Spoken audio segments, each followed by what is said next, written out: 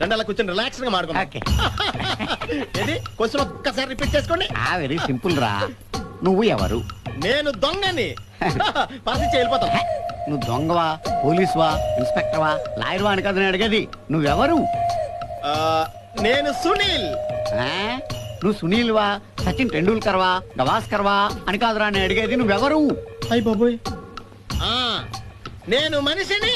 నువ్వు మనిషివా, పశువువా, పిట్టవా, పిట్ట రెట్టవా అని కాదురా నేను అడుగుతున్నది. నువ్వెవరు? ఇలా ఉందండి క్వశ్చన్. నేను ప్రాణిని. నువ్వు ప్రాణివా, రాయువా, రప్పవా, చెత్తవా అని నేను అడగట్లేదా. నువ్వెవరు? చిన్నపిల్ల చేసి ఈజీ క్వశ్చన్ అని చెప్పి టఫ్ క్వశ్చన్ అడిగేస్తావా?